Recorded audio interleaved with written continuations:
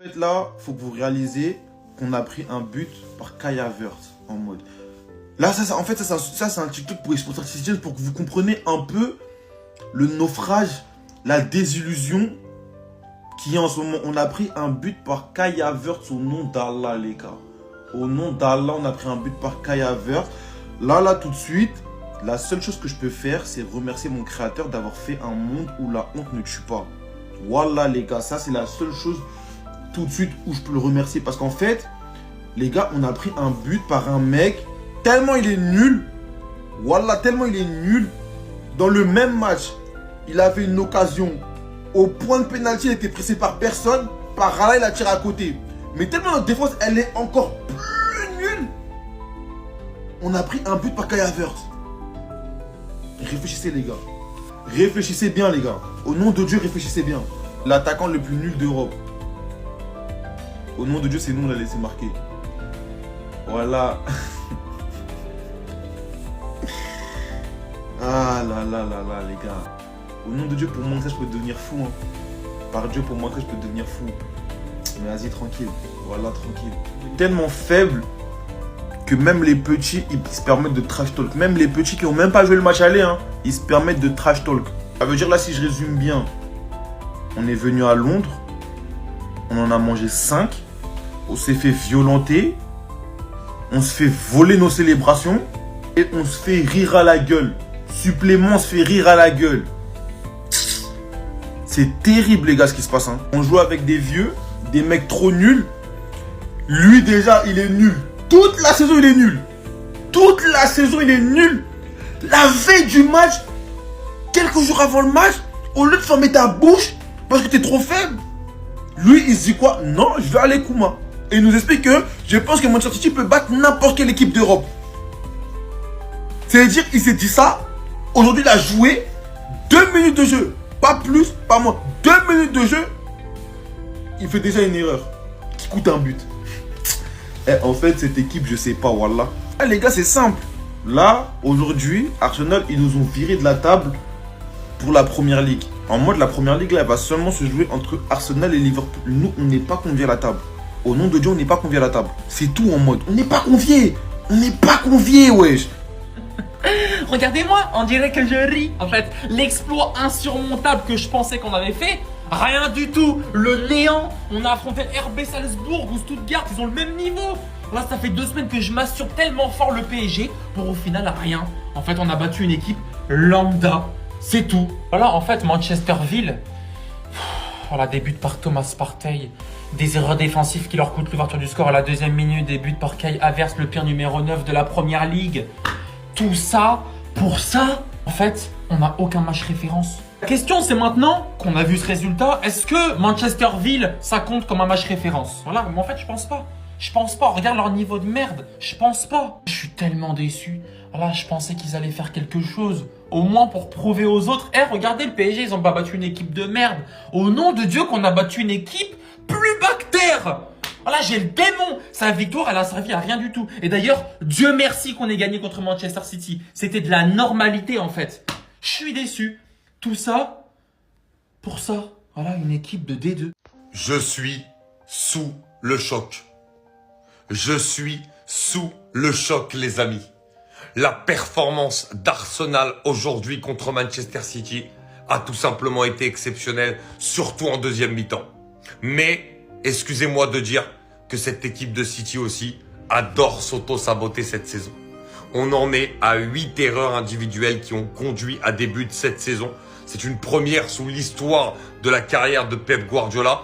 Et on voit vraiment une équipe en crise de confiance. Parce qu'en plus, après le but d'Haaland, t'es censé reprendre de la confiance. Il y a encore une erreur de Foden. Il y a eu une erreur en tout début de match sur le premier but. Et ensuite, Arsenal amène son jeu quand ils ont repris l'avantage à 2-1. Et ensuite, ils ont complètement déroulé, ils ont été énormes, ils ont été très très bons. Déjà même au début du match, le pressing qu'ils ont infligé à cette équipe de City pour aussi les forcer à faire ces erreurs. Voilà, mais la démonstration est énorme et c'est juste une réelle récompense pour le travail de Mikel Arteta depuis toutes ces années. City qui était la vraie bête noire d'Arsenal. Au match aller aussi, on se rappelle d'Arsenal qui menait 2-1 jusqu'à la toute dernière minute à 10 contre 11 pendant toute une mi-temps. et City qui avait égalisé à la toute dernière seconde. Là, Arsenal inflige encore un sacré tarif à Manchester City qui va très mal. Évidemment, de mauvais augure avant de jouer cette double confrontation contre le Real Madrid. Encore une humiliation pour Manchester City en Première Ligue et c'est pas la première cette saison. Arsenal a tout simplement montré que les petits ont grandi et les petits sont venus hagards les plus grands. Alors je suis fier de cette équipe d'Arsenal qui n'a pas tremblé face à cette équipe de Manchester City parce que d'habitude c'est le cas. Mais mettez du respect sur ce grand monsieur Thomas Partey qui est pour moi l'homme du match. Au niveau de la récupération du ballon, il a été stratosphérique en faisant un nombre incalculable d'interceptions de balles qui a été d'ailleurs décisif sur l'interception qu'il fait sur Foden et la frappe impressionnante qui permet à Arsenal de prendre le dessus sur Manchester City malgré le but de l'égalisation de Erling Haaland. Et il y a d'autres choses que je peux mettre quand même en avant, sa qualité de passe tout simplement extraordinaire. Les bons angles, c'est lui qui a réussi à impulser encore plus les actions d'Arsenal. Et je peux rajouter le match de Lewis qui a été tout simplement incroyable là aujourd'hui, auteur d'un but mais entièrement mérité. Mais là où j'ai envie de le féliciter, c'est sur ses duels parce qu'on sait très bien que la difficulté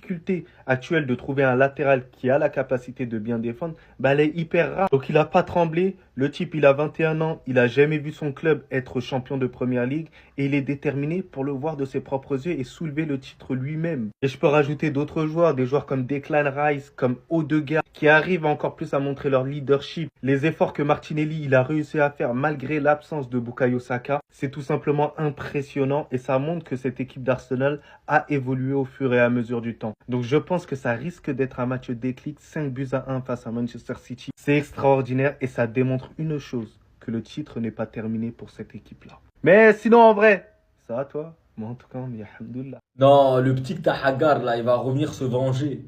Cette phrase, elle est réelle. C'est vraiment une leçon d'humilité en 4K HD. C'est réel, vraiment. Mais le petit Tahagar va revenir. Il va revenir te la mettre, mon gars, c'est réel. Qui se souvient quand Al-Ali lui a dit « Mais qui es-tu pour le chambrer ?» Le petit Lewis, il est revenu, il a refait sa célébration. C'était son heure de gloire. Non mais sérieux, comment on peut être aussi méchant? Gabriel, c'est trop. Comment tu peux rigoler comme ça? Non, c'est trop. Il se chambre trop. Il s'embrouille trop. À toutes les confrontations, il y a une embrouille Gabriel Haaland. Mais là, c'est tellement grave d'avoir fait ça. On dirait même les matchs au quartier, hein. Je vous parle en sérieux. Non, ça, c'est une dinguerie. Ça, c'est vraiment une dinguerie. On dirait que tu es au quartier, tu viens de te faire sortir. C'est incroyable de subir ça. Et franchement, je commence à avoir peur pour le vieux, là. Non, faut qu'il soit sous surveillance. Je vous parle en sérieux. Là, il doit tellement souffrir. Vous vous rendez pas compte de la souffrance de cet homme. Mais sauvez cet homme, parce que là, ça commence à être vraiment urgent. Toutes les défaites qu'il subit en ce moment, tous les problèmes médiatiques, tous les problèmes même personnels. Sa femme l'a quitté il n'y a pas longtemps. Son équipe, il ne peut plus compter sur eux. Il ne joue plus le titre. En plus de ça, il joue le Real de Madrid en Ligue des Champions. Ça fait beaucoup trop. Il doit être sous surveillance, je vous parle sérieux. Ancelotti, on n'a pas le droit de perdre. Voilà, c'est un avertissement cette vidéo. On n'a pas le droit de perdre. Le Real Madrid n'a pas le droit de perdre contre ce Manchester City-là.